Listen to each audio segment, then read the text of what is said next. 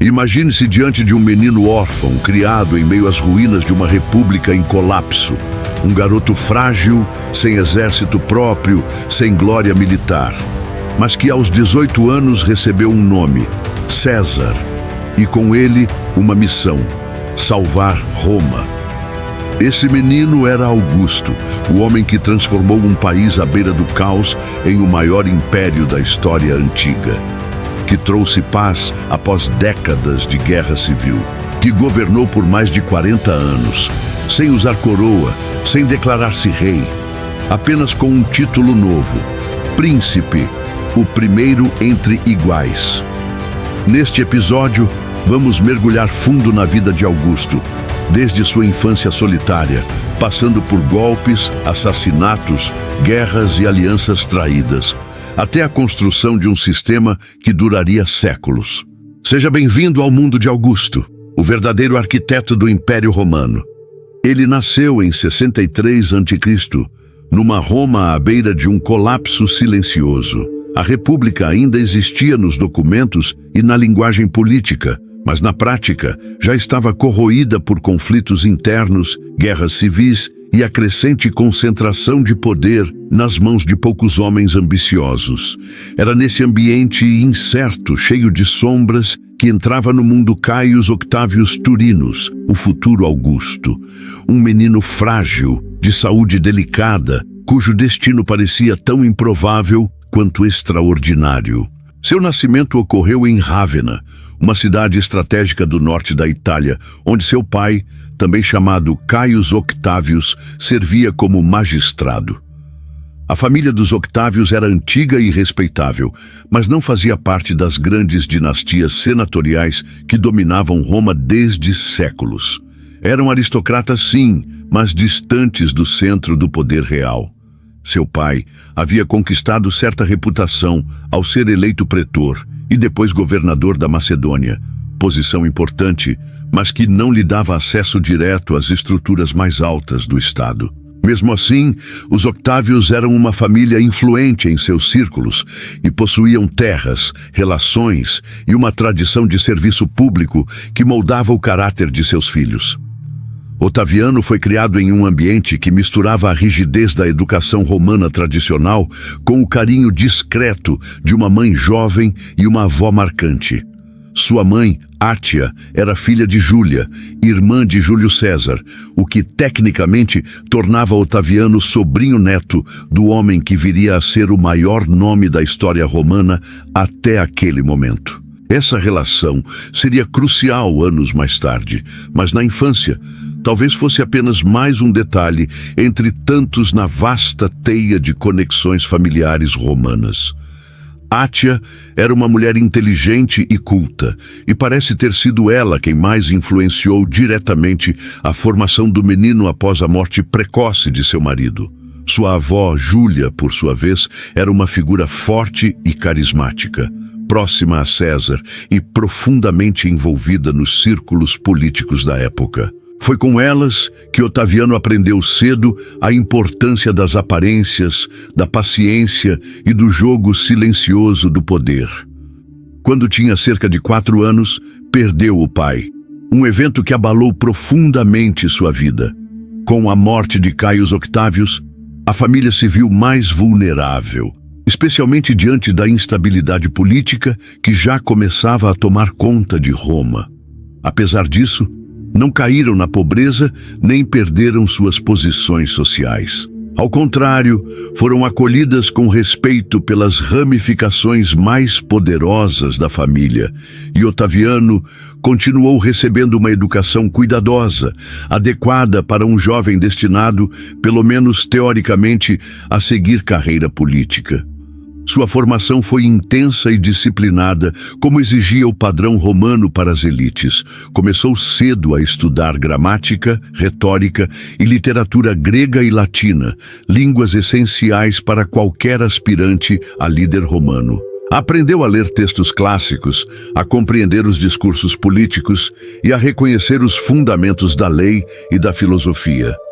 Mas, diferentemente de muitos de seus colegas que buscavam popularidade ou glória militar, Otaviano sempre pareceu mais interessado na arte do pensamento estratégico, na capacidade de ouvir, analisar e agir no momento certo. Tinha um senso apurado de oportunidade e sabia esperar. Essa característica, que mais tarde o tornaria um mestre da diplomacia, já começava a surgir em sua juventude. Por volta dos 16 anos, começou a acompanhar eventos importantes em Roma. Sua proximidade com Júlio César, embora inicialmente limitada, passou a ganhar força. César, então no auge de sua influência, era um general vitorioso, um estadista habilidoso e um político extremamente carismático. Sua imagem dominava a cidade e seu nome era pronunciado com reverência e medo. Quando decidiu prestar atenção ao jovem Otaviano, percebeu nele algo que outros não viram: uma calma impressionante, uma mente afiada e uma lealdade natural. Decidiu incluí-lo em sua rede de protegidos e, aos poucos, o menino começou a ser apresentado a figuras influentes do cenário político. Mas antes que essa aproximação pudesse se consolidar, veio o golpe que mudaria tudo. Em 44 a.C., durante o mês de março, Júlio César foi assassinado dentro do próprio Senado por um grupo de senadores liderados por Brutus e Cássio. A notícia causou um choque imediato. Roma mergulhou no caos. As ruas se encheram de multidões furiosas. O Senado tentava reorganizar-se e os generais de César começaram a se posicionar, uns contra os outros. Nesse cenário de turbulência, o testamento de César foi revelado e com ele surgiu uma figura inesperada. Otaviano, o jovem de apenas 18 anos, fora adotado legalmente por César e nomeado como seu principal herdeiro. Foi nesse momento que o destino de Otaviano se transformou radicalmente. Até então, ele era um rapaz promissor, mas sem grande relevância política. Agora, carregava consigo o nome de César, uma fortuna considerável e, acima de tudo, uma missão: provar que merecia aquele título. Muitos duvidaram dele. Marco Antônio, um dos generais mais poderosos de César, desprezou-o abertamente, achando que era apenas um menino inexperiente tentando viver à sombra de um gigante. O Senado, por sua vez, via nele tanto uma oportunidade quanto uma ameaça. Alguns o usariam como peão, outros tentariam eliminá-lo antes que ele se tornasse um problema. Otaviano, porém, não reagiu com pressa ou arrogância. Fez o contrário do que todos esperavam. Manteve a calma, estudou seus inimigos, aprendeu com suas primeiras derrotas e começou a construir uma base sólida de apoio. Recrutou veteranos que tinham servido sob César, usou a fortuna herdada para financiar sua própria milícia e soube explorar com maestria o simbolismo do nome que carregava. Não precisava gritar que era o herdeiro de César. Bastava que o povo soubesse disso. Ele não precisava de títulos oficiais para começar a exercer poder. Bastava que as pessoas acreditassem que ele os merecia. Assim, aos poucos, o menino órfão que crescera nas sombras da República em crise começou a se transformar em um jogador sério na disputa pelo poder. E embora ainda estivesse longe do trono imperial, já dava sinais de que tinha algo que poucos possuíam: a capacidade de entender o momento certo para agir e a força suficiente para suportar as consequências de cada decisão tomada.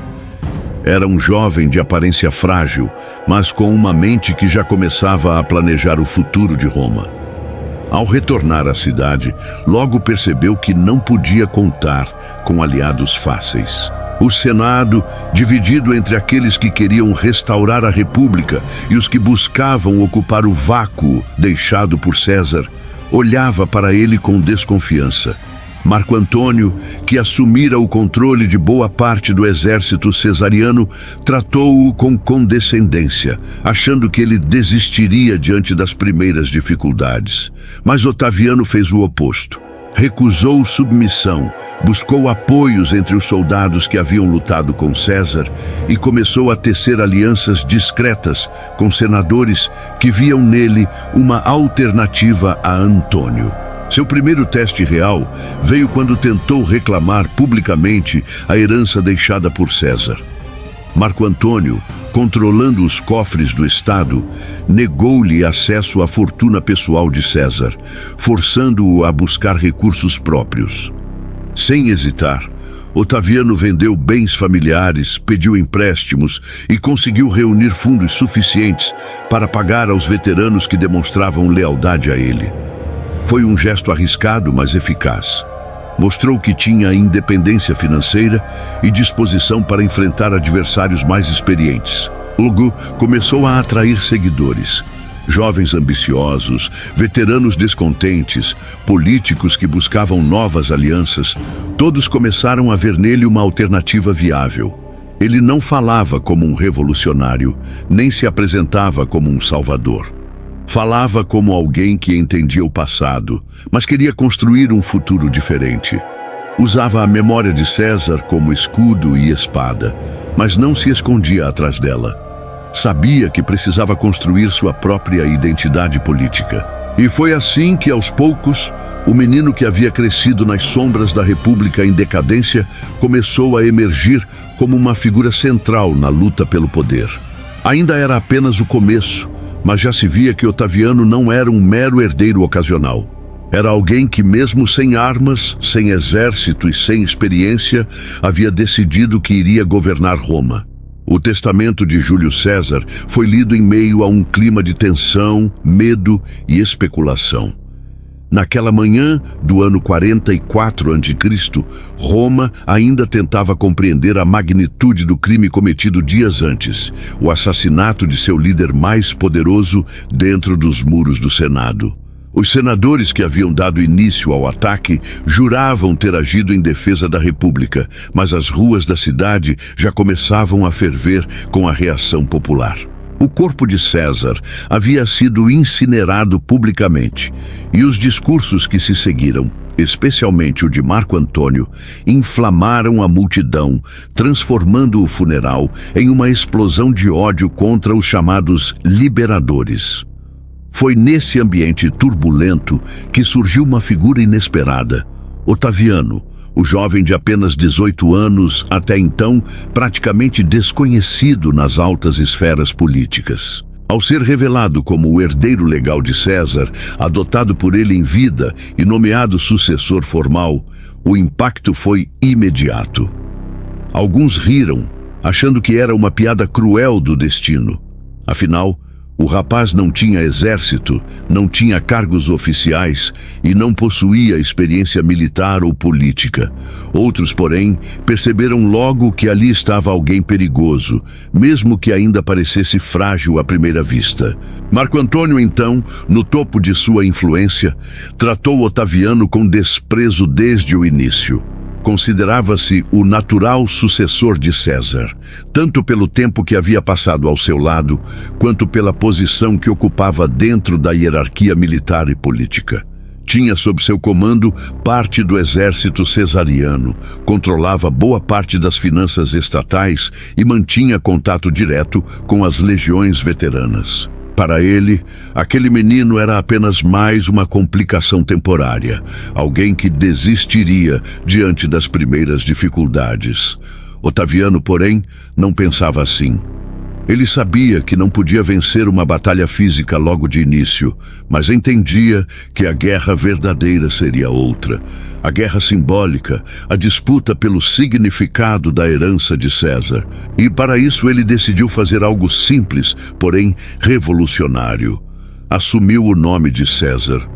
Não como uma imitação tola, nem como uma tentativa barata de ganhar popularidade.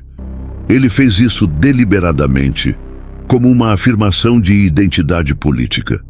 Dali em diante, ele não seria só Otaviano, o neto de Júlia.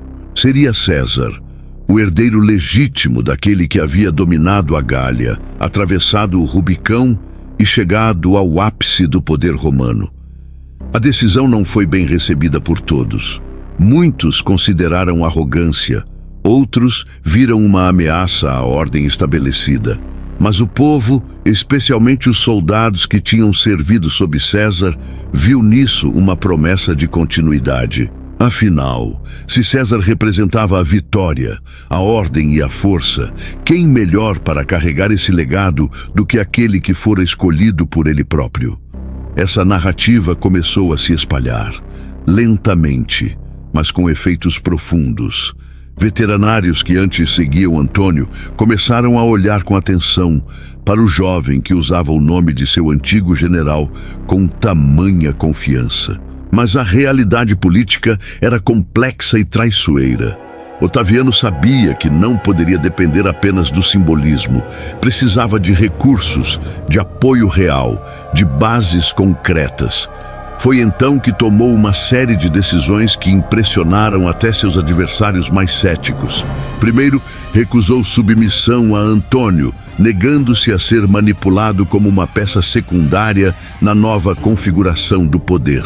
Segundo, buscou diretamente o apoio dos veteranos, oferecendo-lhes pagamento imediato e promessas de terra. Algo que Antônio, com todos os seus recursos, não estava conseguindo entregar com eficiência. Terceiro, aproximou-se do Senado, usando a retórica republicana para se posicionar como um defensor da ordem tradicional, enquanto, ao mesmo tempo, consolidava seu próprio poder de forma discreta e calculada. Essa estratégia colocou-o em rota de colisão direta com Marco Antônio. O confronto entre os dois homens começou a tomar forma tanto no campo político quanto no militar. Primeiro com alianças passageiras, depois com confrontos verbais cada vez mais acalorados, e finalmente com escaramuças e pequenos levantes em diferentes partes da Itália. O Senado, inicialmente relutante em reconhecer o jovem como um jogador sério, começou a ver nele uma alternativa viável ao crescente autoritarismo de Antônio. Um dos momentos decisivos veio com a Batalha de Munda, embora indiretamente ligada ao conflito entre os dois. Enquanto Otaviano ainda consolidava suas forças, Antônio enfrentava ameaças vindas de outras frentes, incluindo os generais que haviam lutado ao lado de Pompeu durante a última guerra civil. Com os recursos dispersos, Antônio não conseguiu neutralizar completamente o avanço de Otaviano, que aproveitou o vácuo para fortalecer sua posição. Cada vitória diplomática, cada conquista de lealdade entre os veteranos, cada discurso bem-sucedido tornava-o mais temível aos olhos de seus rivais. Mas foi na cidade de Brundísio, após meses de movimentações estratégicas, que Otaviano teve sua primeira grande oportunidade de provar seu valor. Lá comandou pessoalmente a mobilização de tropas e garantiu o abastecimento de suas forças, mostrando que, apesar de sua juventude, sabia lidar com os desafios práticos da liderança. A habilidade com que organizou os recursos militares e manteve a coesão entre seus comandados chamou a atenção até mesmo de seus inimigos mais ferrenhos. Com o tempo, tornou-se claro que ele não era apenas um nome herdado por acaso. Era um homem com visão, com disciplina e, acima de tudo, com paciência. Sabia esperar, sabia ouvir, sabia quando atacar e quando recuar. E essas qualidades, somadas ao peso do nome de César, começaram a construir uma imagem quase mitológica em torno de sua figura. Ele não precisava gritar que era digno de governar. Bastava que o povo acreditasse nisso por conta própria.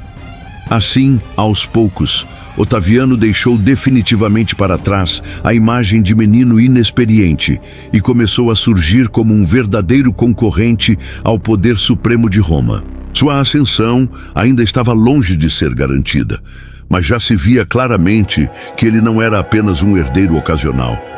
Era alguém que havia decidido que iria governar Roma e que faria qualquer coisa para alcançar esse objetivo. A partir do momento em que Otaviano assumiu publicamente o nome de César, tornou-se evidente que ele não estava disposto a ser apenas uma figura simbólica ou uma voz isolada na luta pelo poder. Ele era agora um jogador sério, E isso significava que teria que enfrentar as consequências de estar no centro do jogo político mais perigoso da história romana. Marco Antônio, que até então o subestimara, começou a vê-lo como uma ameaça real. O Senado, dividido entre os que buscavam restaurar a República e os que tentavam preencher o vácuo deixado pela morte de César, também passou a reconhecer que Otaviano não desapareceria tão cedo. Com o apoio crescente entre os veteranos cesarianos e a habilidade política refinada, rapidamente, Otaviano conseguiu formar o que viria a ser conhecido como o Segundo Triunvirato, uma aliança formal entre três dos homens mais poderosos de Roma: ele próprio, Marco Antônio e Marco Emílio Lépido. Oficialmente, o objetivo declarado da aliança era restabelecer a ordem na República e punir os assassinos de Júlio César. Na prática, tratava-se de um acordo tácito para dividir o controle do império entre os três generais, consolidando seus respectivos domínios e eliminando qualquer resistência ao novo status quo. Essa aliança foi selada em Bonônia, em outubro de 43 a.C., após intensas negociações que revelaram a maturidade estratégica de Otaviano. Apesar de ser o mais jovem e o menos experiente dos três, ele negociou com firmeza, garantindo posições importantes e influência real sobre as decisões políticas e militares. Sua capacidade de manter a calma diante das pressões, de ouvir antes de agir e de entender o equilíbrio de forças, fez dele um parceiro respeitável, ainda que muitos continuassem duvidando de sua capacidade de sobreviver por muito tempo em um cenário tão violento. O primeiro grande teste veio com a Batalha de Filipos, na Macedônia, onde as forças triunvirais enfrentariam os exércitos de Brutus e Cássio, os líderes dos chamados liberadores que haviam assassinado César. O conflito se estendeu por duas batalhas principais, ambas decididas a favor dos triunviros. Brutus e Cássio, derrotados, escolheram o suicídio ao invés da captura, encerrando oficialmente a fase inicial da Guerra Civil. Otaviano participou ativamente dos combates, embora não tenha sido o principal estrategista do campo de batalha. Mesmo assim, aproveitou ao máximo o resultado da vitória para fortalecer sua imagem pública. Ele voltou a Roma como parte de um triunvirato vitorioso, mas sabia que aquela aliança era frágil. Marco Antônio dominava o leste do império, acumulando riquezas e aliando-se a Cleópatra, rainha do Egito. Lépido controlava a África e outras províncias ocidentais. E Otaviano, apesar de seu papel crucial na derrota dos assassinos de César, ainda precisava consolidar seu poder dentro da própria Itália. As primeiras fissuras entre os triunviros começaram a surgir quando Marco Antônio decidiu expandir sua influência no Oriente, enquanto Otaviano concentrava esforços em estabilizar o Ocidente. Com o tempo, a relação entre os dois homens piorou. Marco Antônio passou a fazer uso de uma narrativa que apresentava Otaviano como um usurpador fraco, alguém que não tinha legitimidade militar nem carisma popular suficiente para governar Roma. Otaviano, por sua vez, lançou uma campanha de propaganda que retratava Antônio como um homem corrompido pelo luxo oriental, distante dos valores tradicionais romanos. A tensão cresceu até que, finalmente, chegaram ao confronto direto. Em 31 a.C., na costa da Grécia, ocorreu a Batalha de Actium, um dos eventos mais decisivos da história romana. As frotas de Marco Antônio e Cleópatra enfrentaram as forças lideradas por Otaviano e seu general mais confiável, Marco Vipsânio Agripa. A batalha foi brutal e durou horas, mas o desfecho foi claro. Otaviano saiu vencedor.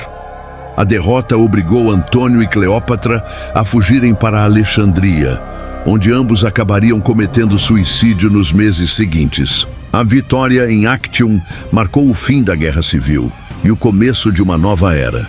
Otaviano retornou a Roma como o único líder indiscutível do mundo romano. Mas, diferentemente de tantos outros que buscaram o poder absoluto, ele entendeu que simplesmente declarar-se rei seria um erro fatal. Roma detestava reis. Era preciso criar algo novo, algo que parecesse compatível com os ideais republicanos, mas que, na prática, garantisse o controle total do Estado. Assim, ele iniciou um processo cuidadoso de reformulação institucional. Devolveu simbolicamente o poder ao Senado, declarando que a República havia sido restaurada, mas, ao mesmo tempo, acumulou cargos-chave que lhe davam autoridade real sobre as legiões, o tesouro e a administração provincial. Tornou-se cônsul, tribuno da plebe, comandante supremo das Forças Armadas e chefe religioso do Estado.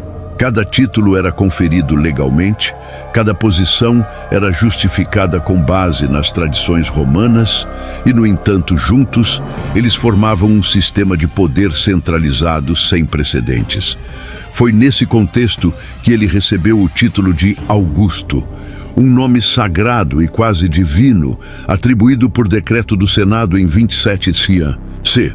Com ele, nascia oficialmente o Principado, o novo regime que substituiria a República e daria início ao que conhecemos hoje como o Império Romano. Augusto não precisava gritar que era o dono do poder. Ele havia aprendido que o verdadeiro controle vinha da paciência, da estratégia silenciosa e da capacidade de fazer com que as pessoas acreditassem que estavam livres, mesmo quando não estavam. Ele havia vencido guerras civis, enfrentado generais poderosos e sobrevivido às maiores traições. Agora entrava em uma nova fase, não como general, nem como herdeiro de César, mas como o arquiteto de um novo mundo. Com a derrota de Marco Antônio e Cleópatra na Batalha de Actium, Roma entrava em uma nova era. Otaviano retornou à cidade como o vencedor supremo de uma guerra civil que durara anos, mas ele sabia que a vitória militar era apenas o começo. Governar era algo muito diferente de conquistar. Ele precisava não apenas manter o controle, mas também construir um sistema político estável, sustentável e aceito pelo povo romano.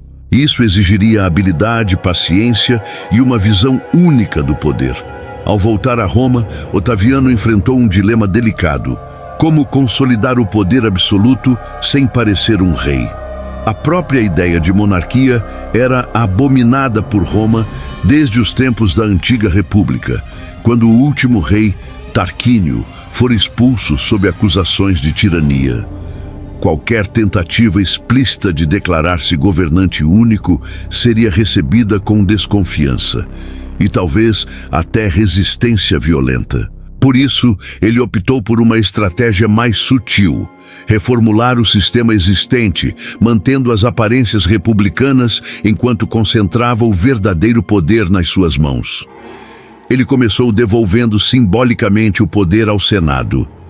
Em uma cerimônia pública realizada em 27 a.C., anunciou que havia cumprido sua missão de restaurar a ordem e estabilidade ao Estado e que agora desejava retomar a vida privada.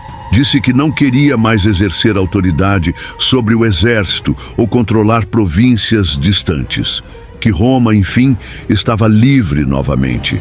Mas essa declaração, embora teatralmente poderosa, era apenas parte da encenação política cuidadosamente planejada. O Senado, compreendendo tanto a ameaça quanto a oportunidade que Otaviano representava, respondeu com uma jogada igualmente inteligente. Recusou sua renúncia e insistiu que ele permanecesse no centro do governo, atribuindo-lhe oficialmente o título de Augusto, um nome carregado de conotações sagradas e quase divinas, que o colocava acima dos simples mortais. Era um reconhecimento formal de que ele não era apenas um político ou general, mas alguém cuja autoridade transcendia o convencional. Era o primeiro passo para a criação de uma nova estrutura de poder. Augusto entendeu perfeitamente o jogo. Aceitou o título com humildade aparente, mas manteve o controle real através de uma série de cargos e funções oficiais. Tornou-se cônsul, o cargo tradicional mais alto da República, garantindo assim influência direta sobre as decisões políticas. Também recebeu o cargo de tribuno da plebe, o que lhe dava poderes legislativos e o direito de vetar qualquer decisão do Senado ou das Assembleias Populares. Além disso, foi nomeado comandante supremo das legiões, garantindo que ninguém pudesse desafiar sua autoridade militar. E, finalmente, tornou-se pontífice máximo, o chefe religioso do Estado, unindo assim o poder temporal e espiritual sob uma única figura. Essa combinação de cargos permitiu-lhe governar sem precisar declarar-se rei. Ele não usava coroa, não se sentava em tronos ornamentados, não exigia saudações formais como os monarcas orientais faziam. Ao contrário, mantinha a imagem de um líder republicano, modesto e servicial. Dizia-se apenas o primeiro entre iguais, o Princeps Senatus, de onde viria o nome Principado, o novo regime que ele criava diante dos olhos do mundo. Mas, embora mantivesse as aparências, Augusto não hesitava em agir com firmeza quando necessário. Entendia que o equilíbrio entre tradição e inovação era essencial. Reformou o exército, limitando o tempo de serviço dos soldados e garantindo que as legiões fossem leais ao Estado, ou seja, a ele próprio. Criou um sistema centralizado de administração provincial, substituindo governadores corruptos por homens de sua confiança. Estabeleceu um orçamento público mais eficiente, reduzindo desperdícios e aumentando a arrecadação. E, talvez mais importante, iniciou um programa de construção monumental que transformaria fisicamente a cidade de Roma. Ele mesmo disse, décadas depois, numa frase que se tornaria famosa: "Recebi Roma de tijolos e a deixei de mármore." De fato, durante seu longo reinado, Roma passou por uma transformação sem precedentes. Templos foram restaurados, praças públicas redesenhadas, aquedutos ampliados e novos fóruns surgiram. A cidade, outrora marcada pela violência das guerras civis e pela decadência da República tardia, tornava-se uma capital imperial digna de seu novo status. Além da infraestrutura física, Augusto também investiu na reconstrução moral da sociedade romana. Via com preocupação o aumento do adultério, o enfraquecimento da família tradicional e a crescente dependência de escravos nas atividades produtivas. Para combater isso, promulgou leis que incentivavam o casamento, puniam relações extraconjugais e ofereciam benefícios aos cidadãos que tinham filhos legítimos. Essas medidas eram, evidentemente, controversas e nem sempre bem aceitas pelas elites urbanas, mas refletiam sua visão de que a força do império vinha da estabilidade social e da continuidade das tradições. Ele também soube usar a arte e a literatura como ferramentas de legitimação. Patronizou poetas como Virgílio, Horácio e Ovídio, incentivando a produção de obras que glorificassem Roma e seus valores. A Eneida, de Virgílio, por exemplo, apresentava Roma como uma cidade destinada a dominar o mundo, com uma missão histórica superior. Essa narrativa não só reforçava a identidade romana, como legitimava o próprio Augusto como herdeiro dessa tradição divina. No entanto, por trás de toda essa reconstrução havia uma constante vigilância. Augusto não era um ditador no estilo moderno, mas também não tolerava desafios sérios ao seu poder. Mantinha uma rede de informantes, controlava o acesso às províncias estratégicas e monitorava de perto as ações de potenciais rivais. Quando necessário, aplicava punições severas, como o caso de Ovídio, que foi exilado por supostamente ter escrito algo impróprio sobre a família imperial. Mesmo assim, sua autoridade raramente foi contestada abertamente. Isso porque ele soube equilibrar o poder com a moderação. Não era um homem dado a excessos pessoais. Vestia-se com simplicidade, evitava festas luxuosas e mantinha uma postura discreta, quase austera. Seu comportamento contrastava fortemente com o de muitos generais e políticos da época, que ostentavam riquezas e buscavam popularidade fácil. Augusto preferia ser respeitado a ser adorado. Preferia ser temido discretamente a ser odiado abertamente. Assim, aos poucos, ele consolidou o que viria a ser conhecido como o Principado, um sistema de governo que misturava aparências republicanas com realidade monárquica. Era uma forma de poder absolutista, mas mascarado de legalidade constitucional. Um regime que garantia estabilidade, segurança e prosperidade, mas que, ao mesmo tempo, limitava drasticamente a participação política da elite tradicional. Era o fim da República, mas não o início de um império opressivo. Pelo menos, não imediatamente.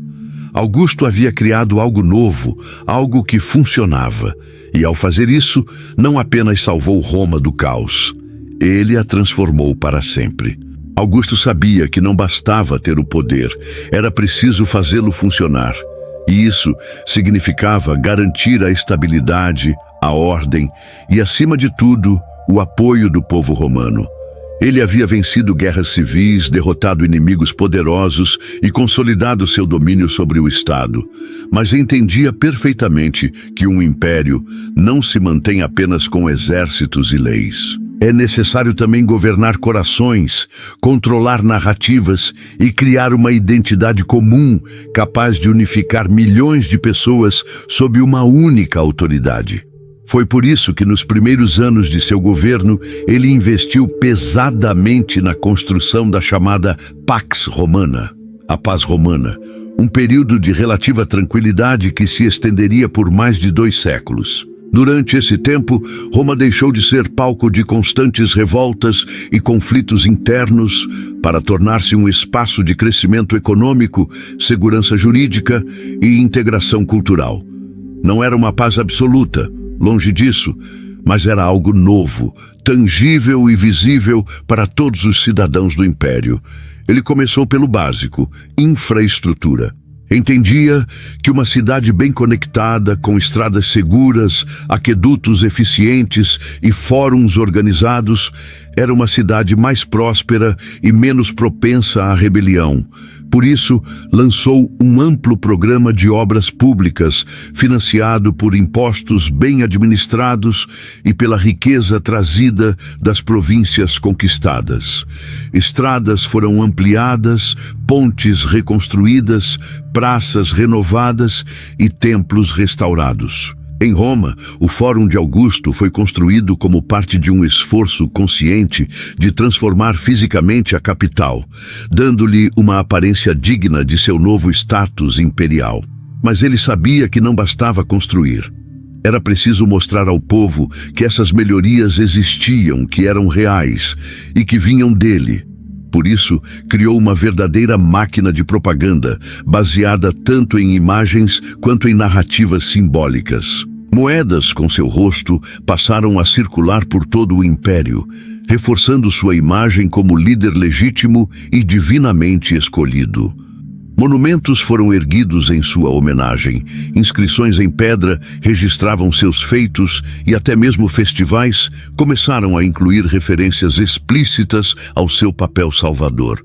Um dos aspectos mais importantes dessa estratégia foi a reformulação da religião romana.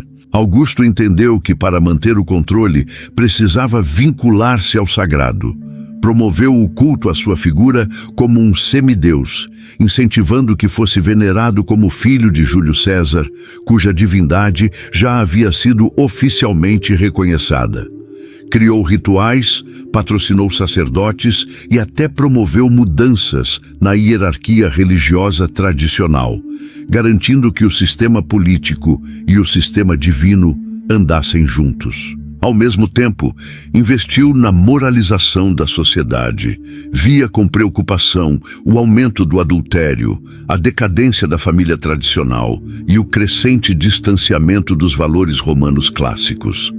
Para combater isso, promulgou leis que puniam o adultério, incentivavam o casamento entre cidadãos romanos e ofereciam vantagens legais aos que tivessem filhos legítimos. Essas medidas eram evidentemente controversas, especialmente entre as elites urbanas, mas refletiam sua visão conservadora e profundamente enraizada na ideia de que a força do império vinha da estabilidade social.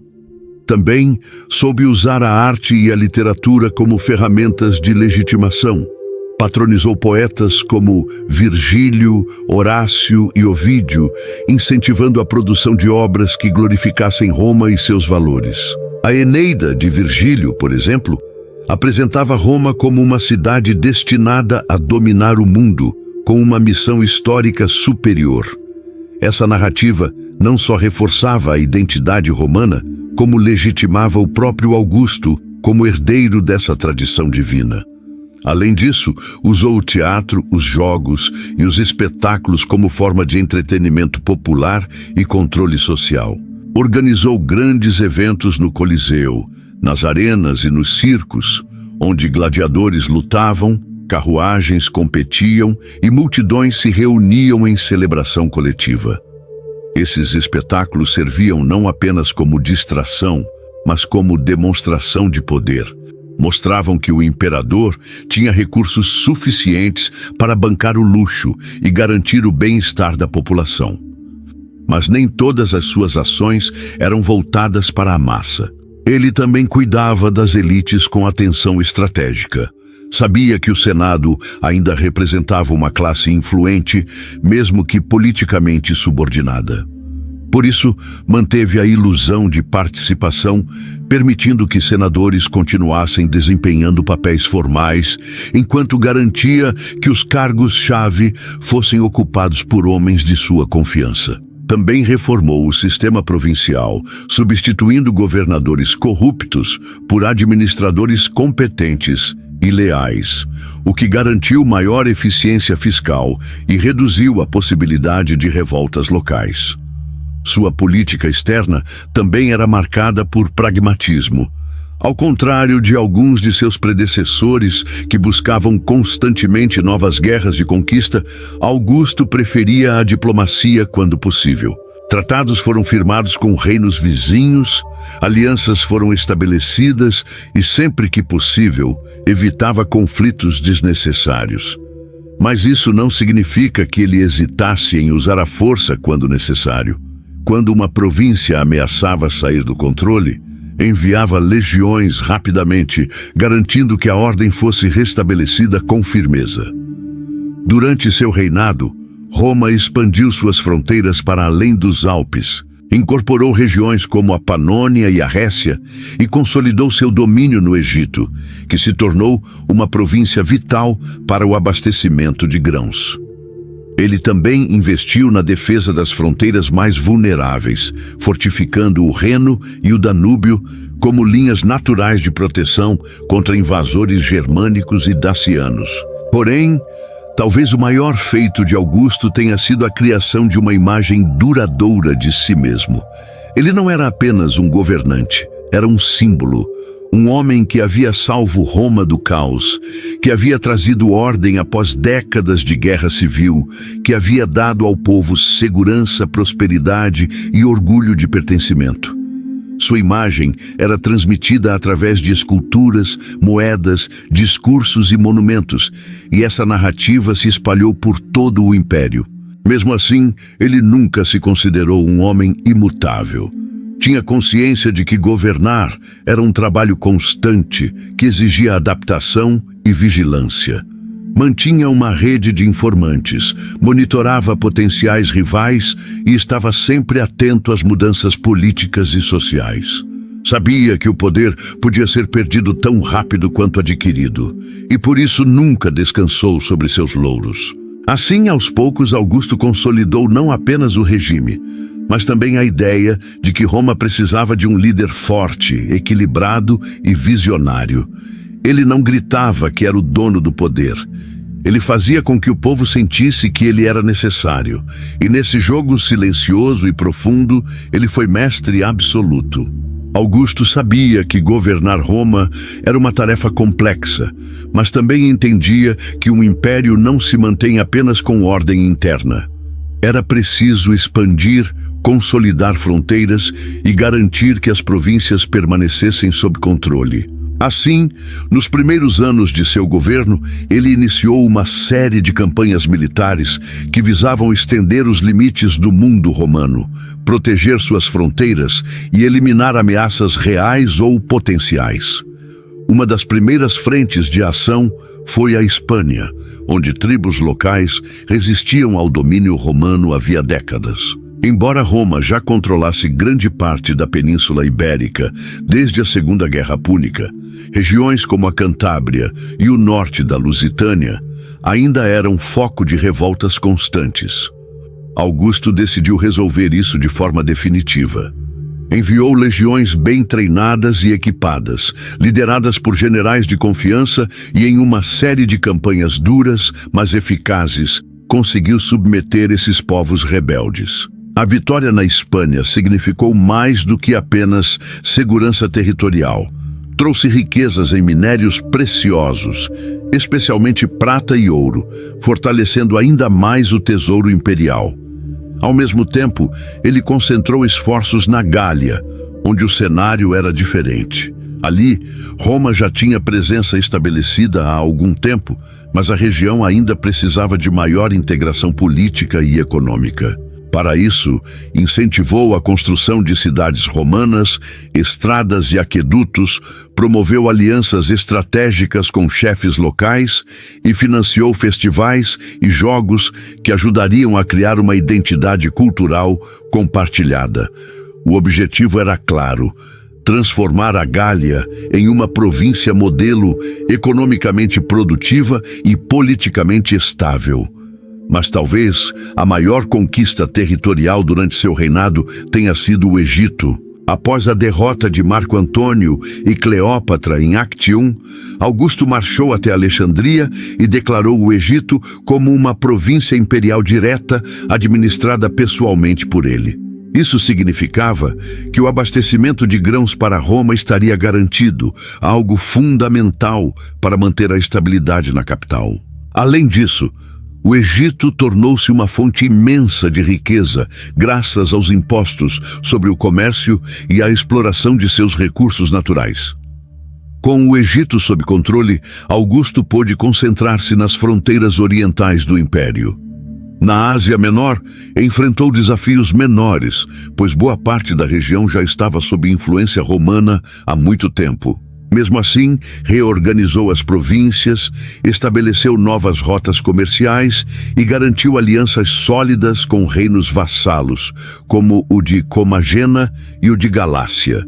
Seu objetivo ali era evitar conflitos desnecessários e manter uma linha de defesa contra o reino parta, um dos maiores rivais de Roma no Oriente.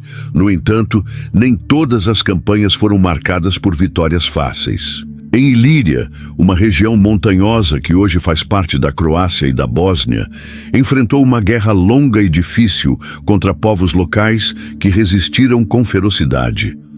As guerras ilíricas, como ficaram conhecidas, duraram anos e exigiram o uso de grandes contingentes de tropas.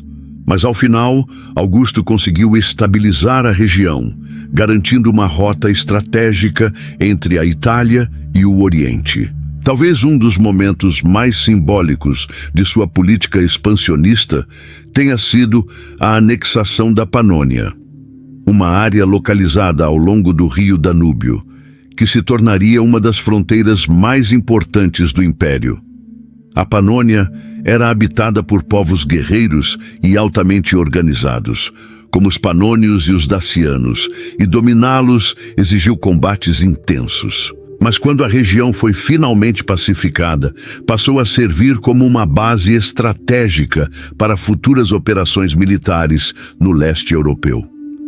Apesar de todos esses sucessos, houve um momento em que Augusto percebeu claramente os limites do poder romano. Foi na Germânia, onde após anos de campanhas, parecia que Roma finalmente conseguiria incorporar territórios além do Reno. Mas em 9 d.C. ocorreu uma das maiores derrotas romanas da história, a Batalha da Floresta de Teutoburgo. Naquela ocasião, 3 legiões inteiras sob o comando do general Públio Quintílio Varo foram emboscadas por tribos germânicas lideradas por armínios, um chefe local que havia sido educado dentro do próprio sistema romano. A surpresa foi completa e os romanos foram aniquilados. A notícia da derrota chegou a Roma como um choque profundo. Dizem que Augusto teria gritado em desespero: "Varo, devolva-me minhas legiões!" Essa derrota marcou um ponto de virada. Até então, Augusto vinha expandindo com sucesso. Mas agora via claramente que nem todos os povos queriam ser dominados e que alguns eram capazes de resistir com força impressionante. Ele decidiu que não valia a pena continuar tentando conquistar a Germânia além do Reno. Em vez disso, estabeleceu aquela linha como a fronteira natural do império, fortificando-a com acampamentos militares e postos avançados. Com o tempo, essa decisão revelou-se sábia. Manter uma fronteira definida, com legiões posicionadas estrategicamente, era mais eficiente do que lutar por territórios que custavam caro para conquistar e ainda mais caro para manter. Assim, o Reno e o Danúbio tornaram-se as linhas de defesa principais do império e durante séculos resistiram às investidas dos povos bárbaros. Durante todo esse processo, Augusto manteve uma política equilibrada entre guerra e diplomacia. Quando possível, preferia tratar com os líderes locais, oferecendo-lhes benefícios em troca de lealdade. Quando necessário, usava a força com brutalidade calculada. E sempre soube escolher os homens certos para conduzir suas campanhas, principalmente seu amigo de longa data, Marco Vipsânio Agripa, cujo talento militar foi crucial em várias dessas expedições. Além disso, ele também teve que lidar com os efeitos políticos e sociais dessas campanhas. Cada nova conquista significava mais escravos, mais riquezas, mais terras para veteranos e mais oportunidades de negócios para comerciantes romanos. Por outro lado, também significava mais pressão sobre os sistemas administrativos, mais necessidade de controle e mais riscos de rebeliões. Mesmo assim, ao final de seu reinado, o mapa do Império Romano era visivelmente maior do que antes. Desde a Espanha até o Egito, desde a Gália até a Panônia, Roma havia se tornado uma verdadeira superpotência mundial.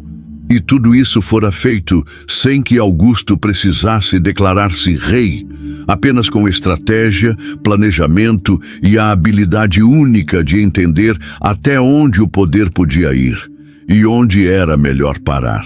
Augusto governou Roma por mais de 40 anos, mas talvez o maior desafio que enfrentou não tenha sido nos campos de batalha nem nas câmaras do Senado, mas dentro das paredes de sua própria casa.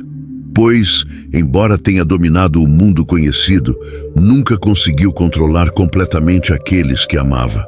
Sua vida familiar foi marcada por tragédias, decepções e conflitos que moldaram profundamente sua visão de mundo e seu estilo de governo. Ele se casou 2 vezes ao longo de sua vida, mas foi seu segundo casamento com Lívia Drusila que se tornou uma das relações mais influentes de sua história. Lívia era uma mulher inteligente, ambiciosa e extremamente política. Vinha de uma família romana antiga e respeitável, e já estava casada com Tibério Cláudio Nero quando conheceu Augusto. Mas os caminhos dos dois se cruzaram durante um dos momentos mais turbulentos da Guerra Civil, e logo surgiram rumores de que ele havia se apaixonado perdidamente por ela. Dizem que a pressionou a se divorciar de seu marido ainda grávida, apenas para poder casar-se com ela antes mesmo do nascimento de seu filho. Independentemente da verdade por trás desses boatos, o fato é que Lívia tornou-se uma figura central na corte imperial. Ela não era apenas uma esposa, mas também uma conselheira, uma representante simbólica da virtude romana e, para muitos, uma das mulheres mais poderosas da história antiga. Ao contrário de outras esposas de líderes romanos, que geralmente eram mantidas à sombra, Lívia teve influência real sobre decisões políticas e esteve constantemente ao lado de Augusto, tanto nos momentos públicos quanto nos privados. Mas apesar dessa parceria aparentemente sólida, Augusto teve grandes dificuldades em estabelecer uma linha clara de sucessão dentro de sua própria família. Ele e Lívia não tiveram filhos juntos, e isso complicou seus planos. Seu único filho biológico foi Marco Cláudio Marcelo, fruto de seu primeiro casamento com Cláudia Pulcra, mas o jovem morreu precocemente aos 20 anos, em circunstâncias misteriosas. A morte de Marcelo abalou profundamente Augusto, que havia depositado grandes esperanças nele como futuro sucessor. Diante disso, voltou-se para outros membros da família.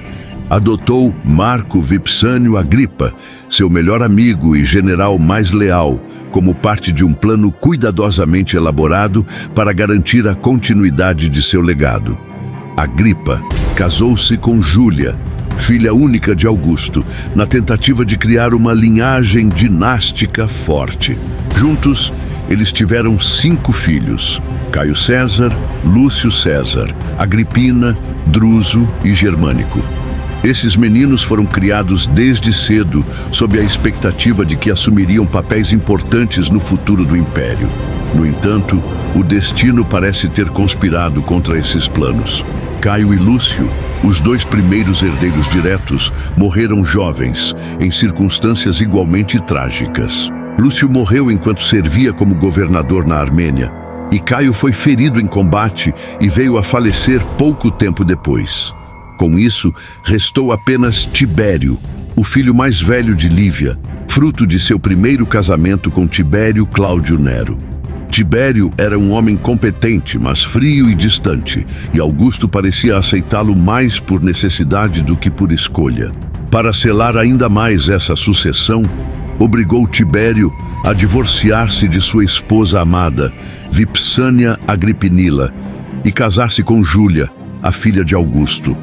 Foi uma decisão cruel e politicamente motivada, que resultou em profundo sofrimento pessoal para todos os envolvidos. Tibério e Júlia tiveram um relacionamento infeliz e marcado por conflitos constantes, e Júlia acabou exilada por adultério e supostas atividades subversivas. O exílio de Júlia foi um dos momentos mais dolorosos na vida de Augusto. Ele adorava sua filha, mas via suas ações como uma ameaça à ordem moral que tanto trabalhara para restaurar. Em nome da imagem pública, condenou-a publicamente e ordenou que fosse enviada para uma ilha isolada, onde permaneceria até o fim de seus dias. Dizem que ele chorou por anos ao lembrar dela e que jamais a perdoou totalmente, nem a si mesmo por tê-la abandonado. Além disso, a relação entre Augusto e seus netos também foi marcada por frustrações. O único que parecia ter potencial real para sucedê-lo foi Germânico, filho de Agripina e neto de Agripa. Carismático, corajoso e profundamente popular entre as legiões, Germânico era visto como o futuro do Império. No entanto, ele também morreu jovem, em circunstâncias suspeitas, possivelmente envenenado por inimigos políticos. A notícia de sua morte provocou ondas de choque por todo o Império, e até hoje historiadores debatem quem teria sido responsável por sua eliminação. Essas perdas sucessivas moldaram profundamente o caráter de Augusto. Ele aprendeu que não podia confiar plenamente em ninguém, nem mesmo em sua própria família. Viu amigos morrerem, filhos traírem sua confiança e netos serem levados pela morte antes do tempo. E com cada golpe, tornou-se mais reservado, mais calculista e mais determinado a manter o controle absoluto de tudo o que construíra. Por isso, decidiu que não deixaria nada ao acaso. Planejou cuidadosamente a transição de poder após sua morte, garantindo que Tibério assumisse o comando de forma tranquila e legal. Sabia que ele não era o ideal, mas sabia também que era o único que poderia manter o sistema intacto. E assim, mesmo com todas as dores familiares, garantiu que o principado continuasse funcionando após seu desaparecimento. E foi justamente isso que o tornou tão extraordinário. Enquanto tantos outros líderes históricos fracassaram por não saberem lidar com a sucessão, Augusto soube preparar o terreno mesmo diante de perdas emocionais devastadoras. Ele não precisava gritar que queria o bem de Roma, bastava que o povo soubesse que ele pensava no futuro, mesmo em meio às sombras do passado. Augusto viveu por muito tempo. Enquanto tantos outros homens poderosos desapareceram cedo, vítimas da guerra, do veneno ou das traições políticas, ele resistiu. Governou Roma por mais de 40 anos, período suficiente para consolidar um sistema político, transformar a cidade e deixar marcas profundas na história mundial. Mas ao final de seus dias, parecia carregar sobre os ombros o peso de todas as perdas que havia sofrido. As guerras, as mortes familiares, as alianças traídas e os sonhos que não se realizaram como esperava. Ele morreu em 14 d.C., aos 75 anos, em Nola, uma cidade no sul da Itália, onde passara parte de sua juventude. A notícia de sua morte espalhou-se rapidamente por todo o império, e a reação foi surpreendentemente calma.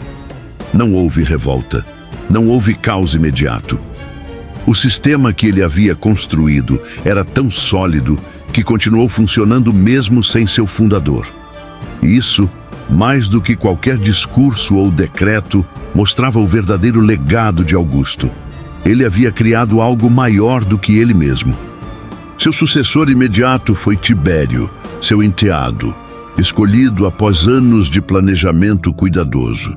Muitos historiadores duvidavam que Tibério fosse capaz de manter o equilíbrio estabelecido por Augusto, mas ele manteve o sistema intacto, mesmo que com um estilo de governança mais distante e autoritário. Isso provou que o principado não dependia apenas da personalidade do líder, mas sim da estrutura institucional que Augusto havia criado. Antes de falecer, Augusto deixou instruções detalhadas sobre como queria ser lembrado.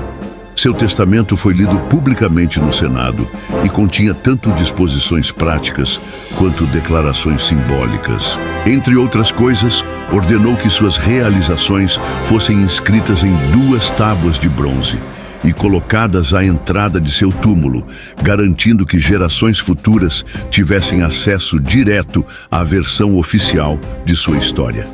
Essas inscrições, conhecidas como Res Gestae Divi Augusti, feitos do Divino Augusto, são uma das fontes mais importantes sobre sua vida e governo. Nelas, ele apresenta um retrato meticulosamente elaborado de si mesmo. Um homem modesto que salvou a República, devolveu a ordem ao Estado, expandiu os limites do Império e trouxe paz ao mundo romano. Cada linha é uma afirmação de legitimidade, cada conquista é descrita com orgulho e toda decisão política é justificada como feita pelo bem do povo romano. Mas talvez a frase mais famosa que ele tenha deixado tenha sido dita nos momentos finais de sua vida. Dizem que, antes de morrer, olhou para aqueles que estavam ao seu redor e disse: "Com efeito, representei bem minha peça. Aplaudi-me agora." Era como se, até o fim, ele compreendesse que seu papel era também um espetáculo, uma performance cuidadosamente orquestrada diante do mundo. E, de fato, ele havia representado bem. Tinha sido ator, diretor e produtor de uma nova Roma. Após sua morte, foi divinizado pelo Senado, tornando-se Divus Augustus, o Deus Augusto. Foi um reconhecimento formal de que seu legado ia além do humano, ultrapassava o tempo e merecia culto eterno. Templos foram erguidos em sua homenagem, rituais foram instituídos e seu nome passou a ser invocado em juramentos oficiais por séculos. Mesmo assim, paradoxalmente, ele parece ter sido menos lembrado do que outros imperadores posteriores. Enquanto nomes como Nero, Calígula, Trajano ou Constantino ainda são amplamente reconhecidos hoje, muitas pessoas sabem pouco sobre quem foi Augusto, apesar de ter sido o primeiro e, para muitos, o melhor dos imperadores romanos. Isso pode ser explicado por vários fatores. Um deles é o fato de que ele governou sem escândalos óbvios, sem excessos extravagantes, sem assassinatos dramáticos ou tragédias públicas. Sua vida não teve os elementos sensacionalistas que costumam atrair a atenção popular. Além disso, ele soube apagar as fronteiras entre monarquia e república de forma tão habilidosa que muitos nem perceberam que estava criando um novo regime.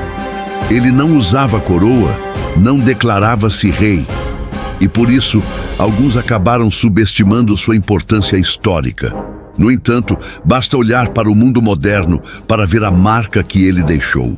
O sistema de governo centralizado, a ideia de um líder forte, mas legitimado democraticamente, a ênfase na ordem e na segurança pública, todos esses conceitos têm raízes no modelo que Augusto desenvolveu.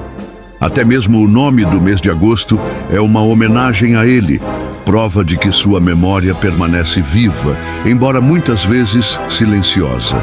Se compararmos Augusto com outros grandes líderes da história, encontramos paralelos interessantes.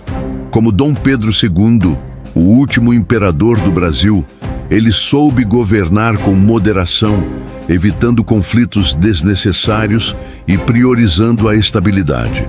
Assim como Napoleão Bonaparte, soube reformular sistemas antigos e criar novas formas de organização política e militar. E como Augusto Severo, outro governante notável da antiguidade, buscou sempre agir com justiça e evitar o uso arbitrário do poder. Mas talvez o maior ensinamento que podemos tirar de sua história seja o seguinte: o verdadeiro poder não precisa ser gritado. Ele pode ser silencioso, calculado, discreto e ainda assim mudar o mundo. Augusto não precisava de coroas para reinar. Não precisava de discursos inflamados para ser ouvido. Bastava que o povo soubesse que ele estava ali, que pensava no futuro, que havia recebido Roma de tijolos e a deixara de mármore. E bastava que ao longo de décadas ele mantivesse a calma, mesmo diante das maiores tempestades. Assim, ao final de sua jornada, ele deixou para trás não apenas um império, mas uma lição de liderança, de estratégia e de propósito. Pois ele não governou por acaso. Ele governou porque entendeu desde cedo que o destino do mundo podia estar nas mãos de um menino órfão, nascido sem glória, mas com a capacidade de sonhar grande. E foi exatamente isso que ele fez. Se você gostou, se inscreva no canal para receber novas histórias e comente abaixo qual personagem você gostaria de ver aqui no canal Imperadores.